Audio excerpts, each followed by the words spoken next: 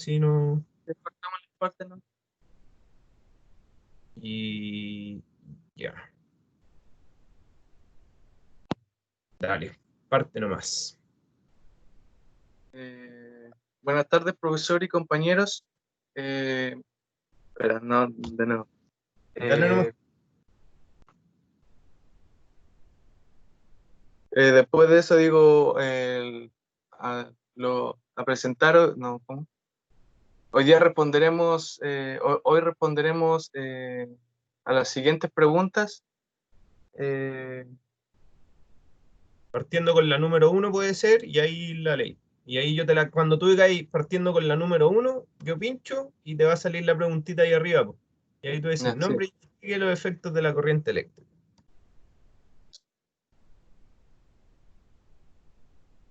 Así que dale nomás. ya, ahora sí. Buenas tardes, profesor y compañeros. Mi nombre es Javier Saavedra y junto con mi compañero Javier Muñoz, el tema a tratar son las siguientes preguntas. Nombre y explique los efectos de la corriente eléctrica al circular por el cuerpo humano. Bueno, se producen tres tipos de efectos. El primero siendo el efecto químico, que como sabemos nuestro cuerpo está compuesto por un 70% aproximadamente de agua. Y al aplicarle un voltaje a nuestro cuerpo, eso va a generar una descomposición a nivel celular y de los componentes básicos de nuestro organismo, lo que le va a generar una muerte a nuestro líquido celular. En el efecto fisiológico, nosotros sabemos que nuestro cuerpo también requiere del uso de voltaje, pero en cantidades muy pequeñas, principalmente para lo que es la sinapsis y los impulsos nerviosos. Entonces, al sentir un voltaje que se le aplica externo, nuestro cuerpo se podría decir que sufre perturbaciones y esto nos hace que nuestro impulso nervioso, que afectan directamente a la musculatura, no reaccione a como estamos acostumbrados. Un ejemplo claro es como cuando uno toca un cable eléctrico, uno queda pegado a ese cable porque la musculatura deja de reaccionar. Y el efecto calorífico, que sería el tercero, es eh, que todas las sustancias que por donde circula corriente deja un rastro de calor. Eh, Eso no es la excepción en el cuerpo humano, sobre todo en la entrada y salida de la corriente. Eh, Se sabe por estudio que si la musculatura aumenta desde 15 grados o más en su temperatura, esto le puede generar una descomposición y le genera muerte a los glóbulos rojos de la sangre. La siguiente pregunta son ¿cuáles son los factores más importantes que determinan el riesgo de un choque eléctrico? Bueno, hay dos factores principales que afectan un choque eléctrico. Es la intensidad de la corriente y la duración del contacto eléctrico. Cuando la intensidad es de 0,5 miliamperios, el individuo expuesto al paso de la corriente nota como un cosquilleo y se dice que alcanza el umbral de la percepción. Si aumentamos la intensidad, por ejemplo, hasta 50 miliamperios, alcanzará un umbral de no soltar, aproximadamente al cabo de 130 milisegundos de exposición del paso de la corriente. Es decir, esta situación el individuo puede empezar a tener problemas para poder soltarse del circuito eléctrico. Vulgarmente se dice que quedó pegado sin poder soltarse. Si seguimos manteniendo el individuo expuesto a una corriente de 50 miliamperios por más tiempo, por unos 90 milisegundos, alcanzará un umbral de fibrilación ventricular.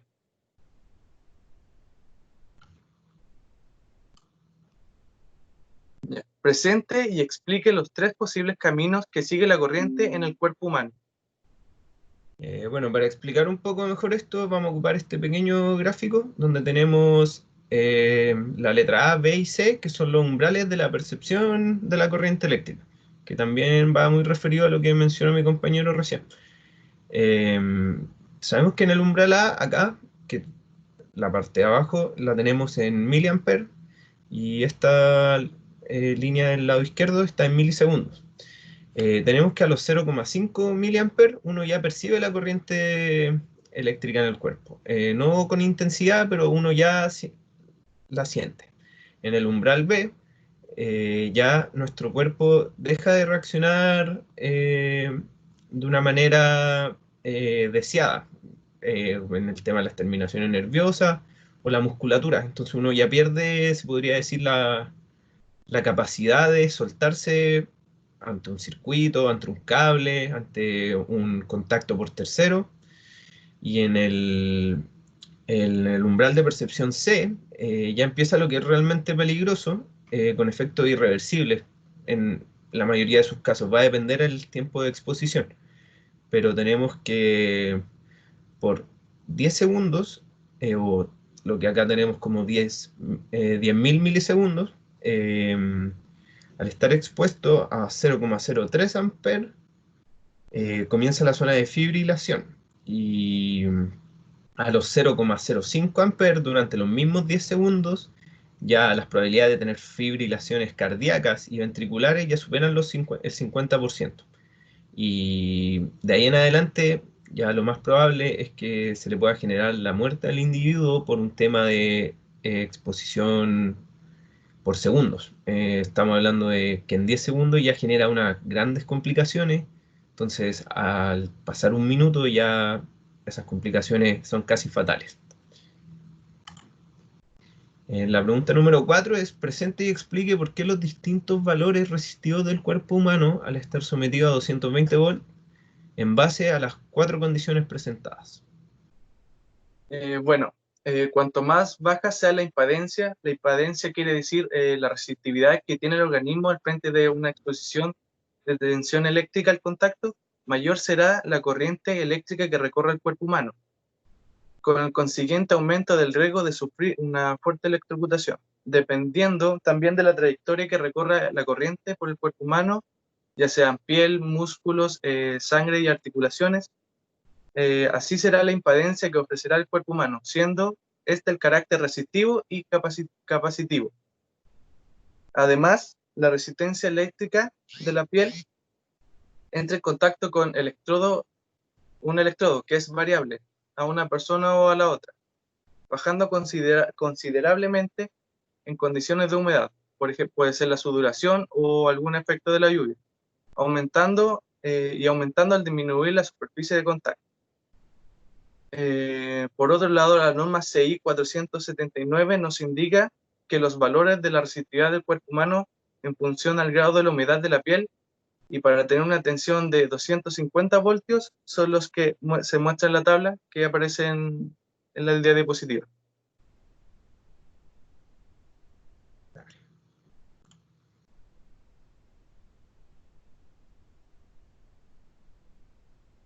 La pregunta número 5. Presente y comente los valores resistivos aproximados que posee el cuerpo humano.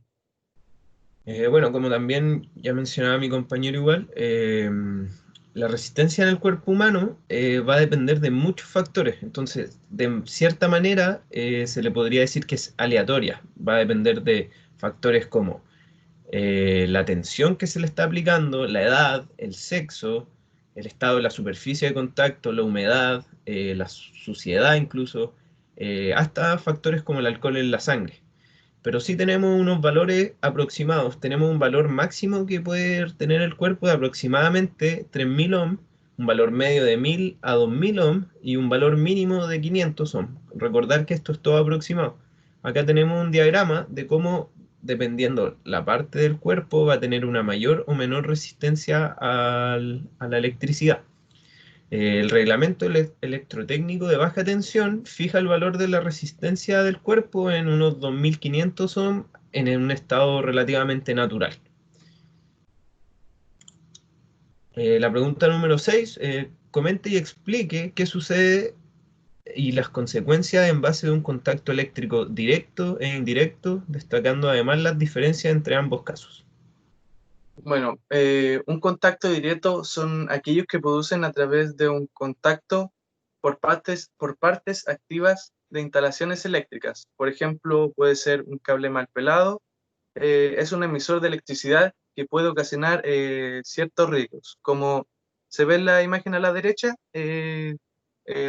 por una falla de algún cable, algún fusible mal puesto, sufrió una leve electrocutación. El contacto directo, en este caso, los accidentes tienen lugar cuando se mantiene contacto con objetos que no emiten de forma autónoma corriente eléctrica, pero que a través del contacto de alguna parte activa puede transmitir electricidad. Habitualmente estas descargas producen fallos en los aislamientos de los objetos. Estos contactos pueden producirse lesiones graves, tales como la asfixia, fibrilación ventricular y quemaduras.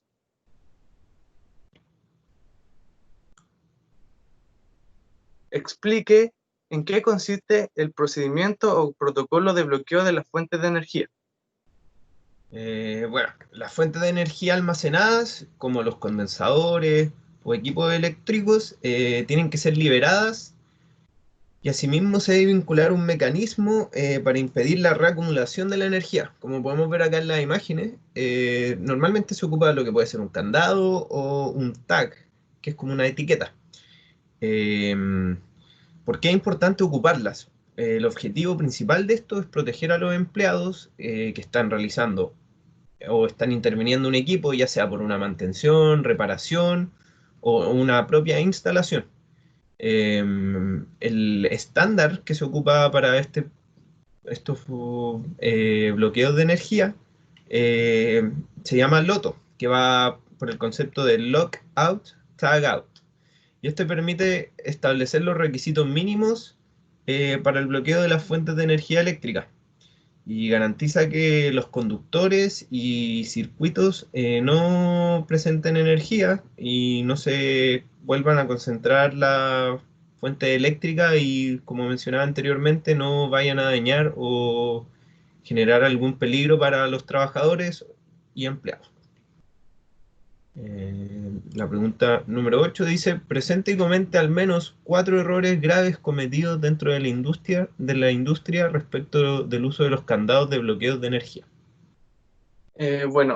Para empezar, uno de los errores que cometen las industrias, retirar los fusibles no garantiza un bloqueo del flujo de la energía, ya que puede quedar energía acumulada y al no bloquear el sistema de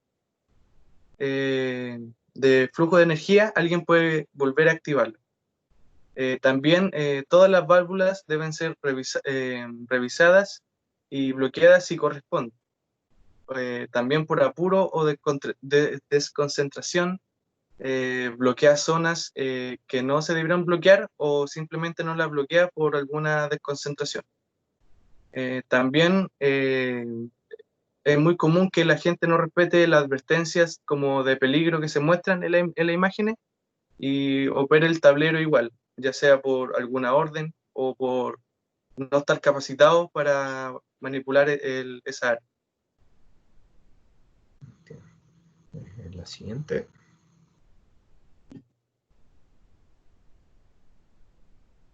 La pregunta 9. Sí. Presente. Espera que. Presente y comente las diferencias en cuanto al cuidado y protocolo que se debe trabajar en baja y media alta tensión y luego entregue ejemplos si lo considera necesario. Bueno, primero vamos a explicar un poquito. En la baja tensión, su principal uso es para el consumo de la electricidad, sobre todo en lo que es hogares o empresas que no requieren de grandes usos de energía, normalmente a un voltaje estándar de 220 volts. Eh, para hacer esto, la, la media tensión es la manera en la que se distribuye la electricidad. Entonces, la media tensión la distribuye y la baja tensión es para consumirla. La media tensión, un ejemplo son los transformadores que tenemos en la calle, que vulgarmente, o sea, popularmente pasa harto que al tener problemas de corte de luz por lo general en el barrio es comúnmente porque reventó un transformador o pasó algo ahí.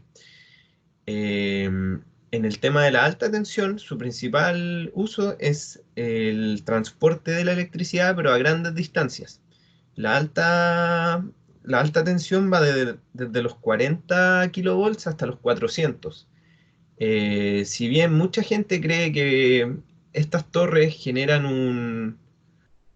enfermedades como a su alrededor por el tema de sus campos electromagnéticos o el alto voltaje que está pasando por él, no hay estudios científicos que lo comprueben, pero sí uno de los protocolos para evitar accidentes en estas torres de alta tensión es ubicarlas en lugares poco urbanos y que no tengan una gran intervención. Como podemos ver acá en la imagen de abajo, es un campo prácticamente pelado para evitar el acercamiento de terceros, ya que normalmente para que haya un accidente con alta tensión tiene que haber habido un contacto, una perturbación de las líneas. No, es muy poco común que se genere un accidente porque sí nomás. La siguiente pregunta es: presente y comente las diferencias y consecuencias de accidentes eléctricos en media y alta tensión. Entregue ejemplos si lo considera necesario. Bueno, eh, un accidente de baja tensión sería un problema con algún circuito de una casa o algún alambre pelado, como se dice vulgarmente, el cual si uno lo toca puede tener diferentes quemaduras, pero leves. En el caso de un accidente de media tensión, eh, estos sistemas son superiores a 1 kilovoltios y con un máximo de 60 kilovoltios, el cual, como se puede ver en la imagen, pueden ser en los tendidos eléctricos y un accidente de alta tensión posee entre 1 kilovoltio y 200 kilovoltios como máximo. Esta última de alta tensión pues, es uno de los mayores peligros de los sitios de trabajo. Estos accidentes se deben al producto de roturas de cables expuestos o circuitos, debido al desgaste. Por eso, se debe inspeccionar de forma frecuente a estos materiales, sean usados de manera correcta o instalaciones que tengan conexión a tierra y no presenten fallas. Bueno, ahí estaríamos. Gracias. Sí. Oh, yo creo que hasta ahí nomás porque ya la embarré. No, no importa. Pero, ¿sabéis que Mm, tuve el teléfono se me quedaba pegado y no avanzaba la diapositiva cuando te tocaba a ti? No ujú. podía leer